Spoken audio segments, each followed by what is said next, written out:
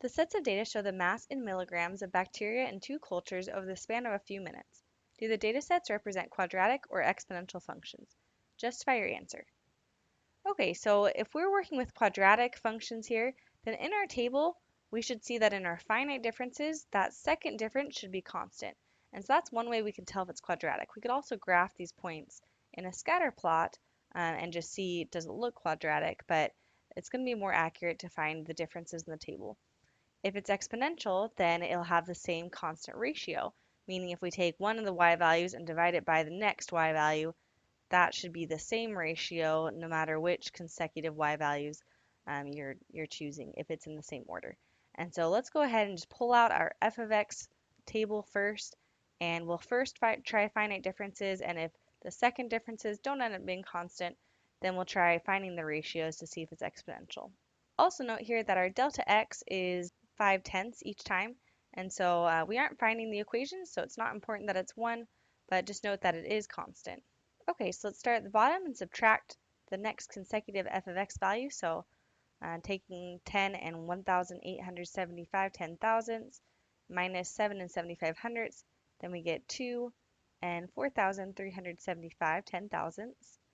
And then subtracting the next two, we get 2 and 625 10,000ths, and so on. We'll just keep subtracting in that same order. And so now that we've found the first differences, of course, those are not constant because it's not linear. So let's go ahead and find the second differences. And so in that same order, we'll take the f of x value at the greater x value and subtract the f of x value at the lesser x value just right next to it. So taking the first pair, then we get 375 thousandths. The next pair, we get 375 thousandths as well. Let's go ahead and check the rest of them. Okay, so our second differences are the same, and so that means it will be a quadratic function. Okay, so in our g of x function, then since we tried quadratic with the last one, let's go ahead and try the exponential first. And if that doesn't work, we'll try the quadratic. And so to find exponential, we need to find those common ratios.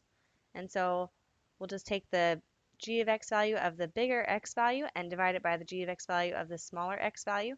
And we'll do that in order here. So we'll first do 11 and 3,141 10,000ths divided by 8. And there we get 1.414625. We'll just go ahead and round it off to the nearest thousandths.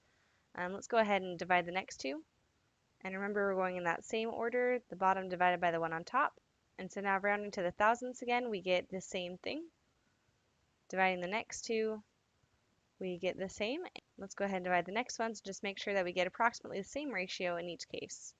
Okay, so we do get approximately the same ratio every single time. And so this will be an exponential function because we have the same ratio.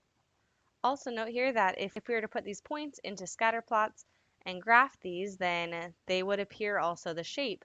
An exponential, that's going to appear in kind of a swoop line, and then a quadratic will appear as a parabola. I do have a picture of what those would look like in the answer, and so let's go ahead and summarize. The data set represented by the values for f of x show a constant second finite difference, and thus can be modeled by a quadratic function. The other data set, represented by the values for g of x, have a constant ratio of successive terms, and so this data set can be modeled by an exponential function.